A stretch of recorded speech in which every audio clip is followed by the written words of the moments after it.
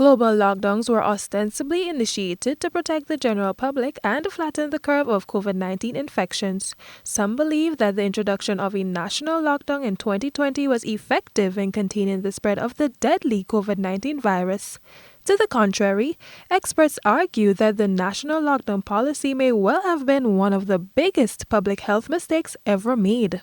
Members of the public harbor divergent views on this approach. I find we should have a lockdown because if we have a lockdown, it will be better, more curve, and the easing of the COVID will go back down. Somebody on Facebook says, no lockdown. So much people suffering from the last one. We need to listen and learn to live with COVID-19. It's here to stay. Lockdown to do what? Cripple the economy more? No more. This subject has certainly sparked robust debate, something psychologists believe is very healthy.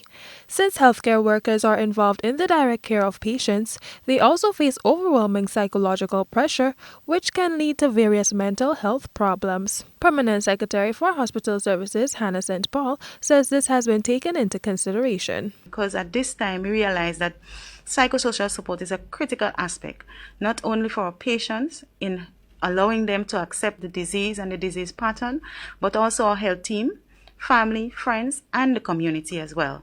So our action plan for psychosocial support, partnering with the Ministry of Health, has been activated, providing the support to persons who have been tested positive and also to our health team that is out there in the field, providing the testing services and all that is needed, having to go through the process of witnessing death day in, day out. Health Minister Nicholas Steele believes the denial syndrome is one of the inhibiting factors.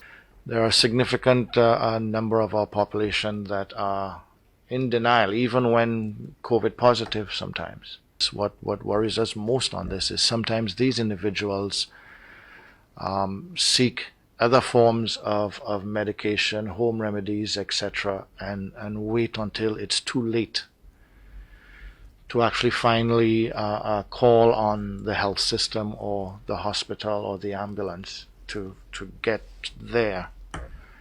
And at that point, there's not much that the team at the general hospital or in the community can do. Health experts have reiterated the need for increased interpersonal communication to help minimize depression and anxiety, loneliness and despair, which are often associated with difficult times such as the pandemic, which is affecting countries worldwide. For this week's GBN Health Update, I'm Krista Campbell reporting.